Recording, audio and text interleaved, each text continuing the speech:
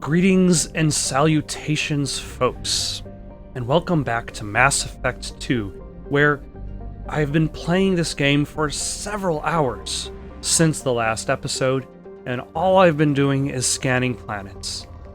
There are so many planets to scan, and it takes so long to scan every single planet. I don't know if I have to scan every planet, but I don't want to, like, the farther I get in the game, I don't want to reach a point where I'll be like, I'm out of resources. I don't have enough resources to get all the cool stuff. So I'm going to have to stop playing the storyline. I'll have to stop doing side missions in order to scan planets. And that's a future that I don't want to happen. But today, right now, I'd like to talk about filler activity, and hopefully in a coherent fashion. I apologize if this falls apart into incoherence. Now consider the activity that games ask of players, from the most interactive activity to the least interactive activity. On one end, you've got cutscenes. On the other end, you press button, you accomplish task. I think as players, as developers, like, they generally want people to be able to do more. And a lot of it can't really be accomplished. And that's one of the main reasons why you've got why you have cutscenes, to provide that kind of emotional state for the characters that wouldn't really be possible for in-game. For instance, a friend of mine. For instance, I remember a friend of mine playing BioShock, and consider like the intro, where you're first introduced to Rapture. You're inside the little bubble, but you can still move the camera around. You can't move as a character, but you can still move the camera around. Or when you first meet the first Big Daddy for the first time. I said first a lot in that sentence. You can still move around. You're trapped inside this kind of little room where you're safe. But you can still look around, move, even though the game designers hope you're just going to look at the action. But in the case of this friend of mine, he's in the bubble sphere, and he's like looking up at the ceiling, and he's looking down at the floor, looking for something to interact with.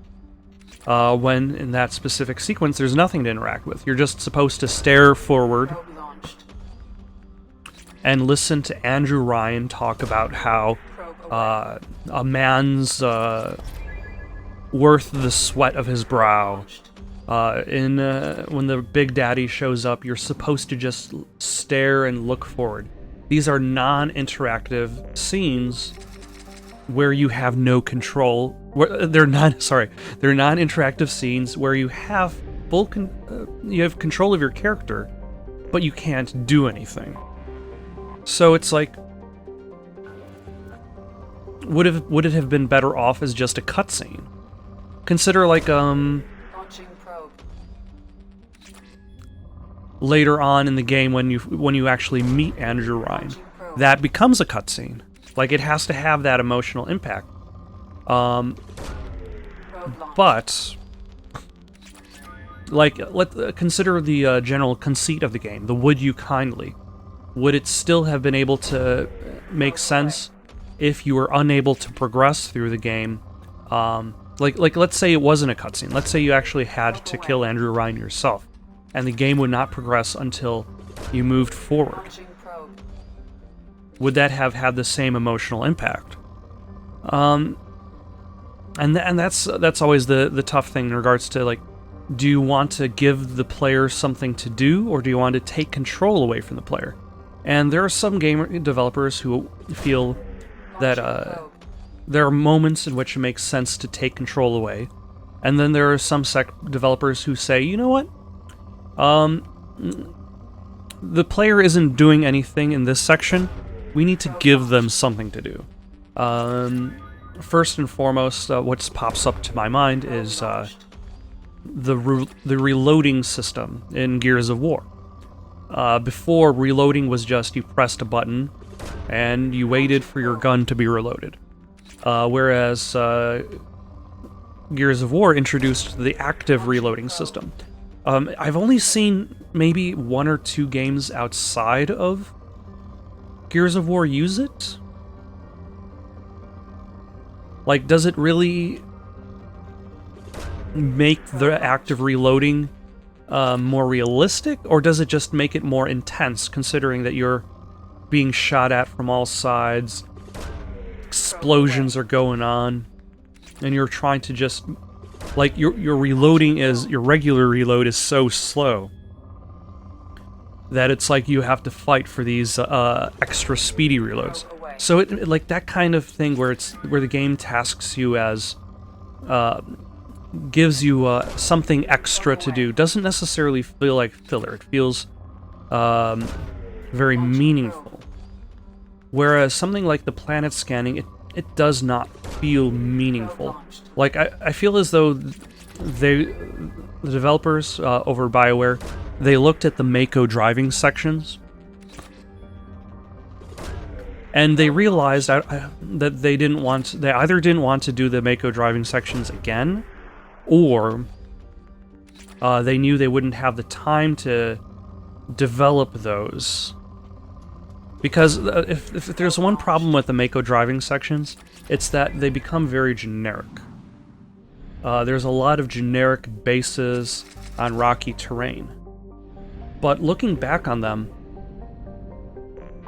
at the very least, you're doing something. Like, in this case, it's very mind-numbing. It's very repetitive. There's no challenge to it. Which kind of puts it almost in line to BioShock's hacking minigame. Like, did BioShock need a hacking minigame? Consider, like, BioShock's predecessor, System Shock 2. Like, System Shock... Did System Shock 2 have a hacking minigame, or did you just need to be good enough at hacking? I think you just needed to be good enough at, like... Because it was, System Shock 2 had an RPG-esque mechanics going on, where you had the ability to increase your skills at guns, at your magic powers, like psychic powers, and also at your hacking abilities. So if your character was good enough to hack it, your character hacked. But what changed over the years is the entire idea that there needs to be mini-games. There needs to be these little additions of content. Like BioShock had to have the hacking minigame. Assassin's Creed, Brotherhood, Revelations had to have the additional side assassin missions where you send other assassins all over the globe to do stuff. Mass Effect 2 needed planet scanning. And the problem is, like, if it doesn't...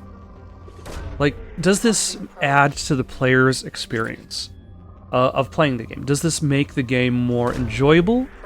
Or does it give the player something to do? And is that it?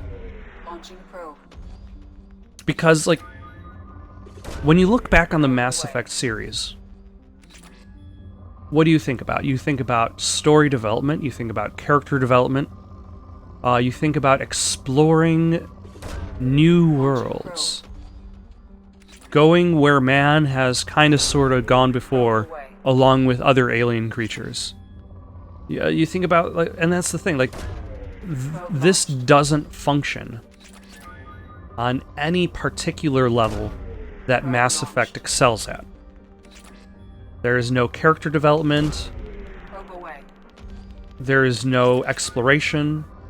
Like, even the fact that you're going from these worlds to these other worlds, like, it makes these planets less significant. And you wonder, like, okay, how does it make the ability to scan every planet make each planet less significant? Consider the size of the planets. Most of these planets in this system look like they're about the same size. So let's... Okay, so look at Vecchio. Vecchio is significantly smaller than Metaponto. If you click on Metaponto, and then start scanning it, Metaponto occupies a certain amount of space on the on the screen. It takes so much time to rotate around, scan each individual location on it. But let's say you go to Vecchio. Just looking at Vecchio clearly shows it's smaller. Actually, have I scanned Vecchio yet? Yes, I have. Looking at Vecchio, it shows it's clearly smaller on this. It is a moderately sized terrestrial world with thin, hot atmosphere of carbon dioxide. Does it have a size for the planet? Okay, so the radius is 6,443 kilometers. And then the radius for Metaponto is 70,520 kilometers. What was that? 6,000, was it? So we went from 6,000 kilometers to 70,000 kilometers. Like, Metaponto is a huge planet in comparison, but if you start scanning Vecchio, it occupies the same amount of space on the screen, which means that the actual process of scanning a small planet versus a large planet is exactly the same. Which then present like, a so-called super Earth. So, if the galaxy is supposed to be this huge, wide place, like in Mass Effect 1, when you're going from one planet to another, the planets differ based on the pressure, based on the atmosphere. The rocky terrain in one planet might be different from the smooth terrain in another planet. So even though like it takes forever to drive anywhere, it still does a decent job presenting the diversity in the universe. It presents the idea that you're really exploring the universe of Mass Effect. Whereas with Mass Effect 2, like, because every planet takes the exact same amount of time despite its size, despite, these planets are no longer locations to visit. They are just deposits of element 0, iridium, platinum, and palladium. And that is it. That is all they matter to the player. They no longer function as a means of creating a large universe to explore. Now, every so often on a planet, you will find something where it's like, oh, the scanners have picked something up, and you scan it, and then the scanner's like, okay, you've found this additional side mission, which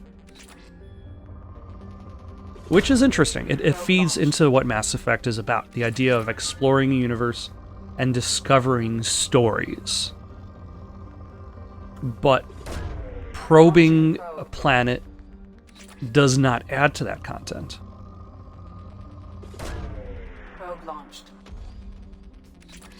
It's basically just filler content there to give the player something to do, despite the fact that it doesn't necessarily directly relate to the experience of playing the game. It's just there to collect resources.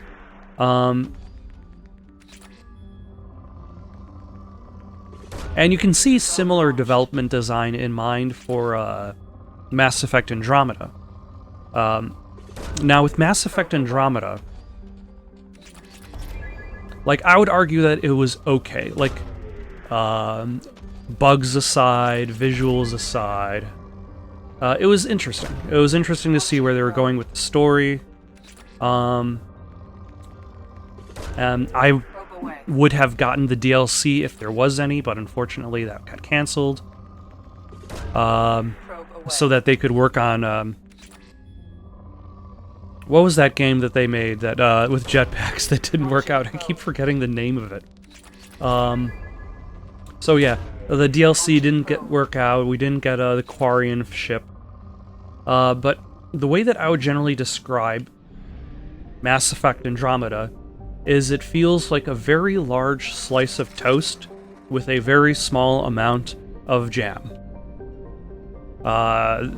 They made the game far too big for the kind of content that they would actually be able to put in it. And a lot of that is due to, like, just trying to insert things for your character to do. Now, let's see if Ziona is scannable, or if... An anomaly. Yep. And see, like, it'll detect an anomaly. You can... Probe away. You'll still have minerals to scan. Because that's still important. Probe But launched. now... I have found something. I can access the DLC. Probe away. But yeah, like, both Mass Effect 2 and Mass Effect Andromeda suffer from, like, points where, like, the developer, instead of spending time kind of, like, Probe launched. making it... I guess you could argue whether it's made interesting or not, but it doesn't really add to the experience. It just gives the player something to do without meaning. It's just a repetitive task. And you can see, like, I've been picking on Mass Effect 2 a lot. I picked on Bioshock a little bit, even though I have to admit, I do actually like the pipe dream puzzle mechanic. Like, it's unnecessary, but I still enjoy that little the little minigame, the pipe dream game itself.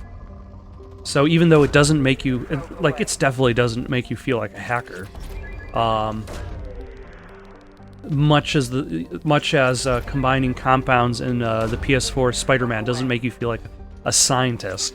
But they're for me they're fun little puzzles. But I can see why people would be like, you know, I just want to be shooting bad guys and using my Probe launched. what were the abilities called in Bioshock? It used Atom. It's gone now. Using my abilities to destroy splicers with lightning, not sit there looking at a screen with a pipe dream minigame on it. And I suppose that's the big question that needs to be asked, is... Probe launched. Like, if this game had less...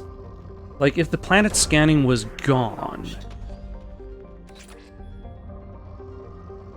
Like, this game would be significantly improved. And look, you look at Mass Effect 3, the planet scanning is gone. So you just have... The planet scanning is gone, the Mako driving is gone. The only thing that holds it back, aside from the ending, which is its own conversation, is the multiplayer. But then, but you don't actually have to play the multiplayer Fuel reserves at 50%. in order to get all the resources you need. You just have to play more of the single-player missions. You have to do all the side missions, along with the main missions, in order to get the best ending, quote, you can actually hope to achieve.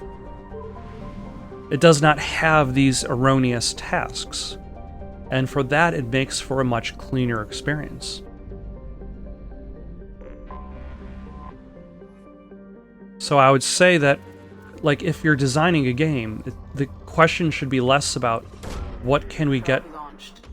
players to do, and the question should be more like, what can we get players to do that relates to the themes of the game?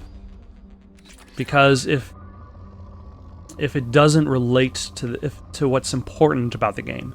If there's, like for Mass Effect 2, if there's no character development in it, if there's no story development in it, if it takes away from the experience of exploring the universe, then it is a detractment. Launching probe. But if it's something like Gears of War reloading system where it increases the intensity of the firefight, like even if it says, Launching probe. then it becomes meaningful. Then it has importance. Launching probe.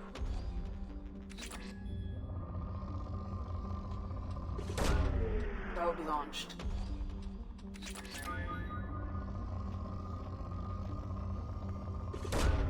Probe launched.